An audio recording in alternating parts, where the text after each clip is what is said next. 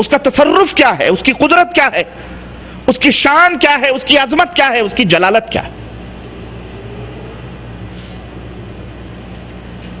اس کے تقاضے کیا ہیں، اس کے مطالبات کیا ہیں، اس کی فرمائش کیا ہے، وہ ہم سے کیا چاہتا ہے، اس نے ہمیں کیوں پیدا کیا، مقاصد کیا ہیں، ہے کہ نہیں؟ ہم ایسے بیکار پیدا ہوئے ہیں اس دنیا کے اندر؟ اللہ نے ہم کو یوں ہی پیدا کیا جاؤ کھاؤ پیو اور حمام باتھ روم جاؤ، اس کے بعد مر کے آ جاؤ ہمارے پاس؟ نہ، یوں ہی بیکار. تو آپ بھی ایک کوئی کام بیکار نہیں. آپ کوئی کام بیکار کرتے؟ آپ بھی ایک تنکا بھی اگر ادھر سے ادھر اٹھاتے ہیں، کسی کام سے اٹھاتے ہیں. آپ یہاں جو بھی کام کرتے ہیں آپ کے کام کا کوئی نہ کوئی مقصد ہوتا. تو پھر اس خلاق عالم نے، ہمارے اور آپ کے اس مالک و مولا نے، جو یہ اس قدر عظیم الشان اپنی خلقت کا مظاہرہ فرمایا ہے، اپنی تخلیق کا اتنا عظیم جال بچھایا ہے، سورج، اللہ اکبر، اس کی کتنی بڑی نعمت ہے. نکلتا ہے آپ کو روشنی دیتا. یہ ٹیوب لائٹیں، یہ چیزیں، اس کے تو بجلی پیمنٹ آپ کرتے ہیں، اس کا تو بل پیمنٹ کرتے ہیں کہ نہیں کرتے ہیں؟ 4 بلب جلاتے ہیں، 200 روپے آپ کے بل آتے ہیں. گورنمنٹ بناتی ہے، خود دیتی ہے، آپ کی گورنمنٹ ہے، آپ کی حکومت ہے، آپ نے اسے وزیر بنایا، صدر بنایا. 1 مہینے میں 200 روپے بل لیتی کہ نہیں لیتی؟ 4 بلب جلتے ہیں لیکن اس کا بل کا مطالبہ ہوتا ہے مہینہ 2 مہینہ اگر پیمنٹ نہ کریں تو آئندہ کے لیے بجلی. لیکن یہ اتنا بڑا بلب جل رہا ہے پاک پروردگار کا، پوری کائنات روشن اور مجلہ ہے. کبھی آپ سے اس نے بجلی اس روشنی کا مطالبہ، اس روشنی کا بل طلب کیا اللہ تبارک و تعالیٰ نے؟ بولو، طلب کیا ہے اس نے؟ کیوں دیا ہے اس نے یہ روشنی؟ کیوں دی ہے اس نے یہ روشنی؟ رات کو چاندنی چھٹکتی ہے، سرد وہ چاند نکلتا ہے، کیوں آخرکار یہ شب و روز کا آنا جانا، یہ تمام سب کیا ہے؟ یہ اللہ رب العزت کیوں دیے؟ اس کا مطالبہ کیا ہے؟ وہ ہم سے کیا چاہتا ہے؟ یہ زمین بچھا کر کے اللہ ہم سے کیا چاہتا ہے؟ یہ ہوائیں، یہ آگ، یہ پانی، یہ سب دے کر کے اللہ ہم سے کیا چاہتا ہے؟ پانی کا بل بھی ہمارے پاس آتا ہے. یہ تو اللہ کا شکر ہے کہ یہ ہوائیں کم از کم فری میں ہیں. یہ ہوائیں یہ بھی اس پر بھی قبضہ ہوتا تو ہمیں مار مار کے لوگ اپنی حکمرانی ہمارے اوپر حکومت کرتے کہ نہیں کرتے؟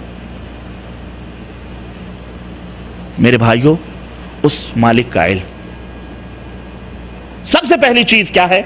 اپنے مالک کی قدر، اپنے مالک کی عظمت، اپنے خالق و مالک رازق جتنے بھی اس کے اسماء ہیں، جتنے بھی اس کے صفات ہیں، اس کی طاقت، اس کی قوت، اس کی قدرت کا علم حاصل کرو. اس کا فائدہ کیا ہے؟ اس کا فائدہ کیا ہے؟ کیوں ہم حاصل کریں یہ علم اللہ کا؟ کیا ہمیں ملنے والا ہے اس سے؟ بس ہم جانتے ہیں اللہ نے پیدا کیا ہے، بس خلاص. اس کا فائدہ کیا ہے؟ اس کا نقصان کیا ہے؟ اس کا سب سے بڑا نقصان وہ ہے جو آج آپ اور ہم اپنے اپنے ملکوں اور دیشوں میں دیکھیں.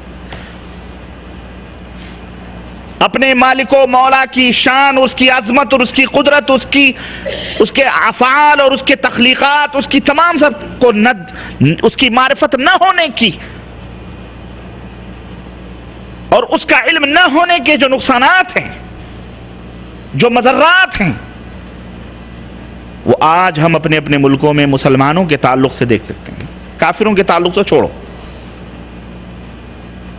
خود کلمہ پڑھنے والے مسلمانوں کے تعلق سے ہم دیکھ سکتے ہیں.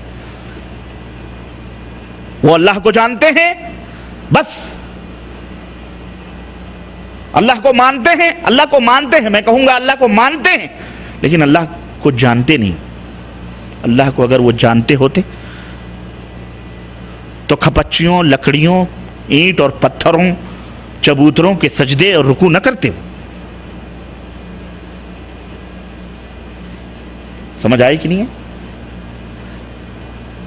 مورتیوں، دیوی دیوتاؤں، غوث خواجہ کے نام پر مزاروں اور سجادہ نشینوں اور پیروں اور بیعتوں، اس کے چکر میں نہ پڑتے ہو.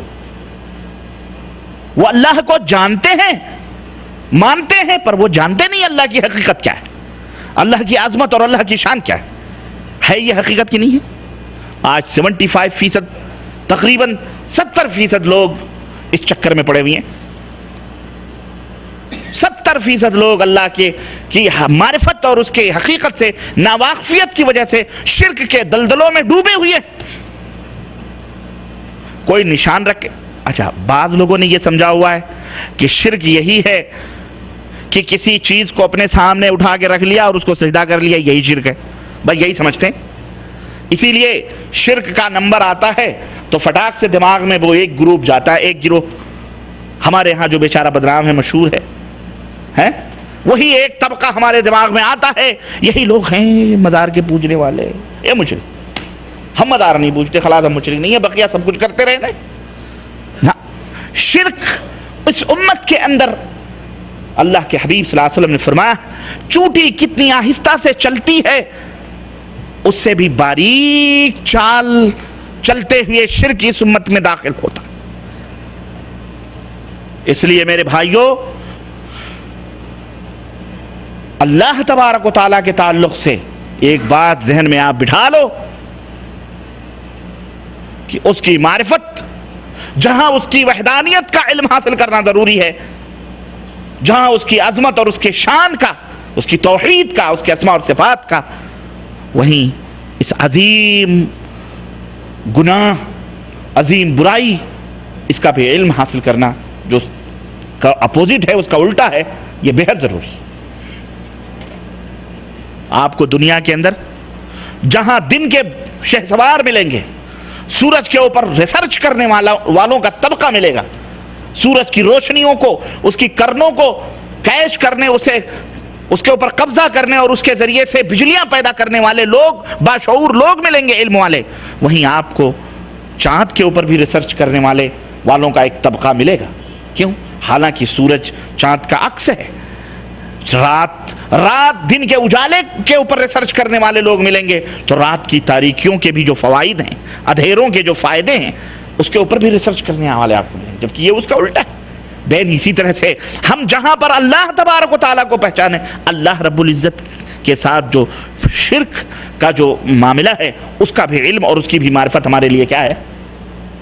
بہت ضروری ہے. میرے عزیزو، میں عرض یہ کر رہا تھا کہ اللہ تبارک و تعالیٰ کی معرفت، اس کی قدرت کو نہ جاننے کی وجہ سے، اس کی عظمتوں کو نہ پہچاننے کی وجہ سے آج ہندوستان، پاکستان، بنگلہ دیش، یا آپ ان سعودیہ عربیہ کو چھوڑ کر قرب و جوار کے جو عرب ممالک ہیں، عربی جو بولتے ہیں، عرب ممالک، ان کو آپ دیکھیں کہ کس طرح سے وہاں پر جناب علی شرک دندناتا ہوا پھر رہا ہے، اور لوگ دین سمجھ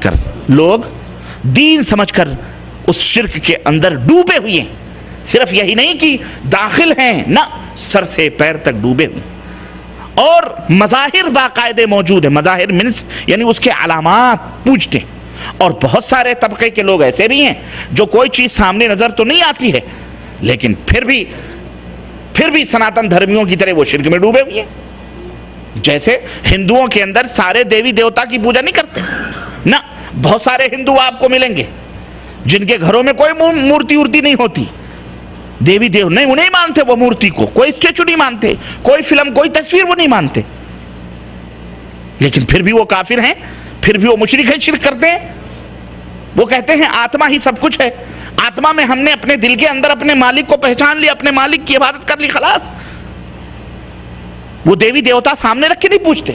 ایسے ہی مسلمانوں میں بھی بہت سارے ایسے لوگ ہیں جو قبروں کو تو نہیں پوچھتے، لیکن بہت سارے ایسے عقائد رکھے ہوئے ہیں جو قبر والوں سے بھی بدتر ہیں اور ان سے بھی گئے گزرے ہیں، اور وہ مشرک ہیں. اس لیے یہ پہلا علم ہے، اس کا علم حاصل کرو اور اپنے زندگی کو کھنگالو، اپنے ایمان اور عقیدے کو کھنگالو الف سے لے کر یا تک، کہ کہیں شرک کی کوئی جڑ اس کے اندر موجود تو نہیں ہے. اگر ہے تو اس کو کاٹ دو. شرک کا کوئی عنصر موجود ہے. آپ لوگ آگے آ جائیں ادھر، پیچھے ہیں اس لیے شاید آواز نہ پہنچ رہی ہو، آ جائیں ادھر، بس.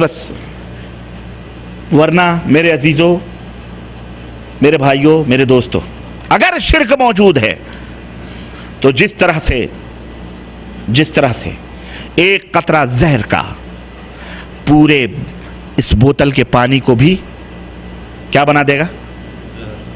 زہر بنا دے گا. ایسے ہی حالانکہ یہ پانی اللہ نے زندگی کا ایک سبب بتلایا ہے، اور بتلایا ہے کہ اسی پانی سے ہم نے ساری کائنات کو زندہ رکھا ہے، لیکن ایک قطرہ زہر کا اگر اس پانی کے اندر ڈال دیا جائے تو یہ قطرہ، یہ پانی جس کے اندر زہر ملا ہوا ہے، یہ پانی ہماری زندگی کی بقا کا ذریعہ نہیں بلکہ ہماری زندگی کی فنا کا ذریعہ بن جائے گا. حالانکہ یہ پانی ہے، دیکھنے میں کوئی تبدیلی، کوئی تغیر نہیں ہے، لیکن چونکہ زہر کے مادے اس پانی میں مکس ہیں اس لیے یہ پانی کسی لائق ہو سکتا. بین ہی اسی طرح سے درخت بڑے ہی سرسبز و شادابی کے ساتھ اپنی شاخوں، اپنی تنوں، اپنے پھولوں یا اپنے پتیوں کے ہرے بھرے کے ساتھ نظر آ رہا ہے، لیکن اس کی جڑ میں ایک ایسا کیڑا بیٹھا ہوا ہے جو کیڑا اگر جب تک موجود رہے گا تب تک وہ درخت پھل نہیں دے سکتا ہے، نہیں پھل دے سکتا ہے نا. بظاہر تو وہ بڑا حسین سرسبز و شاداب نظر آ رہا ہے، لیکن اس کیڑے کی وجہ سے اس کے اندر پھل نہیں آ سکتے ہیں. تو اب ذمہ داری کیا ہوگی ایک باغبان کی کہ اس کو پانی پہ پانی ڈالتا رہے، اس کو سجاتا رہے، سنوارتا رہے، اس کی پتیاں دیکھ دیکھ کے خوش ہوتا رہے؟ نہ.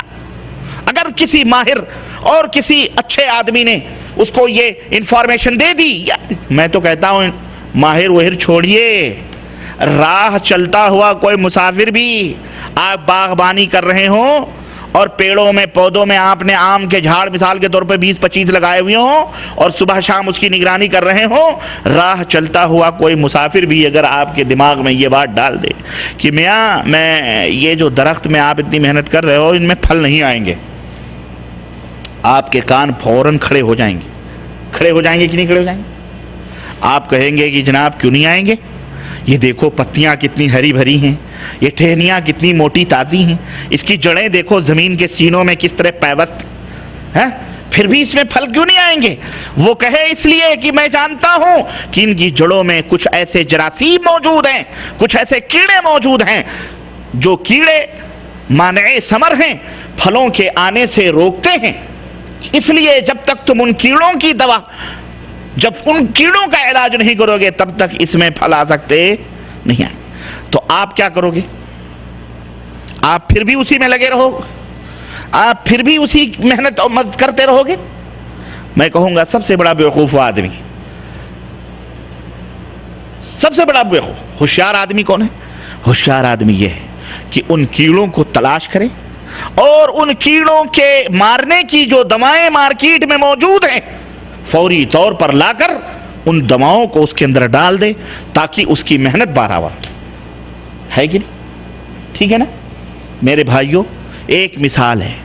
اسی طرح سے اگرچہ آپ نماز پڑھتے ہیں، اگرچہ آپ روزہ رکھتے ہیں، میں اس کی بات نہیں کر رہا، اگرچہ آپ جھوٹ نہیں بولتے ہیں، اچھی بات ہے، چوری نہیں کرتے ہیں، اچھی بات ہے، زنا نہیں کرتے، اچھی بات ہے، کسی کا مال غصب نہیں کرتے، اچھی بات ہے، تقویٰ پرہیزگاری ہے، اچھی بات ہے، سب کچھ اسلام کے سارے مظاہر آپ کے اوپر ہیں، ماشاء اللہ تبارک اللہ، بظاہر سب کچھ ہرے بھرے شاخوں کی طرح آپ نظر آ رہے ہیں. لیکن اگر شرک کا وہ کیڑا ایمان کے اندر، بھلے آپ بظاہر کچھ نظر، آپ کسی دیوی کو نہیں پوج رہے، مزار کو نہیں پوج رہے، تعزیے کو نہیں پوج رہے، لیکن اگر شرک کے وہ کیڑے کسی بھی ناحیے سے موجود ہیں، رب ذوالجلال کی قسم ہے یہ سارے کے سارے اعمال یہی دھرے کے دھرے رہ جائیں گے، اللہ ہباء منصورا بنا کے جہنم میں ڈال دے گا. سمجھ آ رہی کہ نہیں آ رہی؟ اس لیے ہوش کے ناخن لو اور کبھی اس زعم میں اور اس زعم باطل میں، اس خیال باطل میں، اس گمان میں، اس غرور میں نہ رہنا کہ ہم تو 10,000 کی تسبیحیں پڑھتے ہیں، ہم تو 72,000 کی 70,000 کے لا الہ الا اللہ کے نعرے لگاتے ہیں، ہماری داڑھی تو اتنی لمبی ہے، ہمارا کرتا تو اتنا اونچا ہے، ہم تو فلانے خاندان سے ہیں، ہم تو فلانے کی بیعتیں لیے ہوئے ہیں، ہم تو فلاں یہ خدمات کیے ہیں، ہم نے فلانی تصنیفات کی ہیں، ہم نے فلانی تقریریں کی ہیں، ہم نے فلانے کی ڈگریاں لی ہیں، ہم نے فلاں بزرگوں کے ہاتھوں پہ سب بیکار ہے. سب کیا ہے؟ اگر وہ کیڑا موجود ہے تو سارے کا سارا کیا ہے؟ بولو اس لیے اس کیڑے کی ہم کو بھی آپ کو بھی سب کو تلاش کرنی چاہیے، اور جو اہل علم ہیں ان سے رجوع کرنا چاہیے اور ان سے سمجھنا چاہیے